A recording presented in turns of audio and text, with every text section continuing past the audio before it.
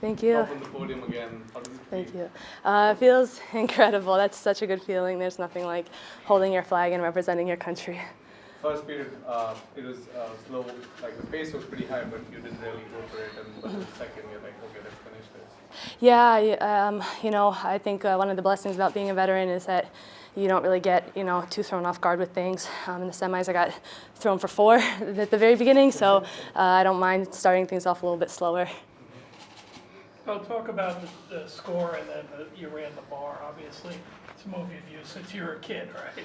You know what's funny? I forgot about this. I started doing this a couple weeks ago. I forgot that if I watch something, I can do it. I don't need to drill. I mean, obviously I've learned a bar, but I'll just watch things and pick stuff up. And so just kind of watching David run the bar, and I think Gilman had one, and Adeline, someone else. I was like, yeah, why don't I ever do that? Why am I spending so much time in the leg lace? I'm like, let me just go for the bar. And then I think I got it twice this tournament, so it's a good move. Yeah. 3-time world champion. The destination has been the same, but it's the journey that separates them. Talk about what makes this one different from the previous 2. Oh my gosh, this one, everyone is different. This one was probably the worst I've ever felt. I got COVID exactly 13 days ago. So I missed the camp. I actually didn't even get to come to Norway. I wasn't even cleared to leave the US until my 10-day quarantine was up. So I literally left on the 3rd, got here the 4th, and hadn't been on the mat since I got it. So I had no idea what to expect, just kind of praying and hoping for the best. So to be able to compete and put a tournament together, I'm very proud of that. And I saw Thomas do it too. So I'm like, oh, sweet. Way to go, Thomas. Yeah. In Japan, everyone was saying Helen is back. Now you're back on top. Was there any difficulty in maintaining the high level you're wrestling at in Japan through here? Not from Japan through here, no, which is why for me, I was so excited to have the World Championships, because in my mind, I'm like, oh, we're already peaked, we're already put in all the hard work. Why the heck would we take a break and get out of shape? Mentally, if you need it, that's one thing, but for me, I missed the last 2-3 years really of this whole quad, so I feel fresh, and I wanted to get on top of that and just keep wrestling. Yeah, how would you assess, really, you look as good as you've ever looked. Thank you. As you kind of evaluate your career, and are you looking to Paris and beyond? Because I think when we spoke at the Olympics, it was do this and then take it on to the next thing. Have you started maybe zoom out a little more? As of right now, it's more okay, Paris, unless God tells me otherwise. Whereas I think in 2016, I felt like God definitely spoke to me about doing 2020. And now it's just maybe take it year by year, but I'm definitely planning on Paris, unless, life changes, I don't know. Can you talk about your experience about what you thought how you're going to wrestle and what actually happened on the mat in all 4 of the matches? In all of them? I was super jet lagged yesterday. I literally felt like a zombie. I honestly didn't really feel like I was. It was kind of weird. On the one hand, I felt great because I was too tired to think otherwise. But it was definitely, I've never really felt like that before, because normally I'm not coming off of a virus and sickness and not training. So, but I did all the prep work, honestly, leading up to it, and still had the training from Tokyo. So I still felt really good in my matches. Did the virus severely affect you, or was it I can manage? The first 2 days were really bad. I was really worried, and then got in contact with some doctors, and they just put me on medicine and just helped give me different tips and things I could do to kind of mitigate the viral load. And about day 5, I started feeling better. Talk about how close this team is. Did you hear Forrest yelling, "Pick your head up"? No. During the bar? I heard it on the other side of the arena, and you picked your head up and immediately got the call. No way. That just speaks to the closeness of the team. Can you talk about that? Yeah, I call Forrest Mama Bear, so that's awesome. I was intuitively listening. But this team is so special. Team camaraderie is everything, and every single woman on this team has, I think, seen great victory and great defeat. And so we all are kind of connected in that, and we've gone through this journey together, and we've each overcome our own obstacles. And so just to share that with everyone, it's so special. The Olympics was, I don't know if you could see it on the outside, but I felt between all the men's and the women's team for the U.S., it was just such a special moment. That is something I'll cherish forever.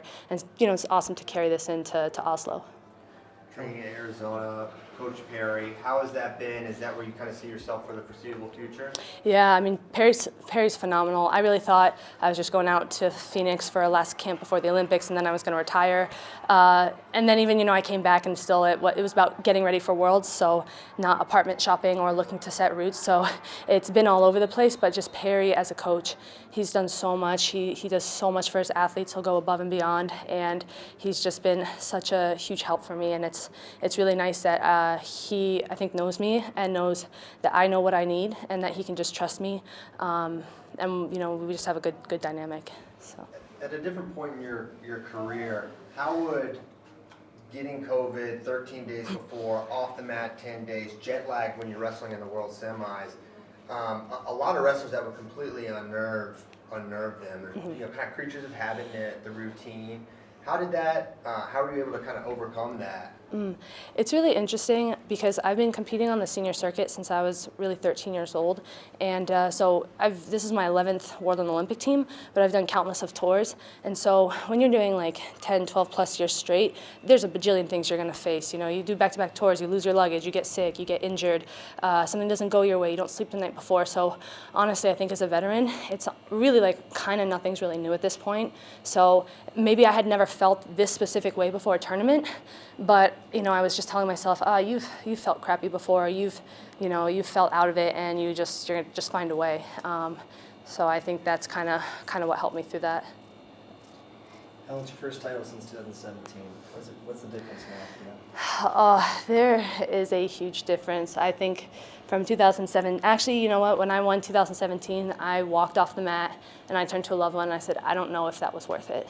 Like, I don't know if this is worth it anymore, if this was worth the work that it took to put in. And not the hard work that wrestling takes, but some of the external things. And there was like a lot of extra burden that I wasn't managing well, and that I think I really had to step away and be able to separate, like, what is wrestling require, how much do I love that, I know I love that never changes, and so what are the other things that I need to change to make this enjoyable and doable. And so, and I think also, sometimes if you don't do it, God will kind of show you in another way, and I think the injuries were maybe that way of getting me to really step back and change things. So I'm so proud of the way that I am as a person now, the way that I compete, the way that I approach wrestling, approach life. Like, if I had lost, I wasn't gonna feel any differently about myself. It wasn't gonna be this big deal. I have so many other dreams and goals. And winning too, that doesn't change anything. And I'm just really grateful because that's kind of what I wanted out of sport, was to like the person that I am and be proud of the things that I have inside. Well, hey, congratulations, Helen. Thank you. Enjoy this one, right? Thank you. Yeah, I'm moving to Greece after, so I will enjoy it. I was just going to ask, you have to sacrifice so much to get here. What's the reward? I don't know, everything, the experience, the journey. You know what, I was telling myself, I think I was focused too much on winning in Tokyo, and I don't think that winning is the highest objective. And I think when you have a reason that's like bigger than yourself, that's better, and that's just where I find success. And so I went to a refugee camp in Greece after the Olympics, and the kids were so excited, and it was really eye-opening because they're like, why would you come here? Why are you visiting us? Our president doesn't visit us or doesn't care about our country. And so these kids have been through so much horrible atrocities, and they couldn't believe it. And so I started teaching them wrestling. I didn't think they were gonna like it, and they're like, teacher, please come back, teach us for a year. We won't go to swimming. We'll do whatever you say. We'll go to bed early. And so I was like, all right, I'll come back for 1 month. And then I was like, if you guys do this hard workout and if I see you're serious, I'll come back. And these kids did everything. They were, I couldn't get them to stop wrestling. It was wild. So I'm actually going to move to Greece from October to December. And yeah, so I'm going to teach kids wrestling there. And then I have different women coming to visit and train with me. So I'll still be training and in shape. So honestly, it's the biggest dream come true. I've been more excited about that than, honestly, I don't want to say than this, but I've been so excited about that. So yeah. It's really exciting. Well, congratulations. Yeah, thank you. Great job.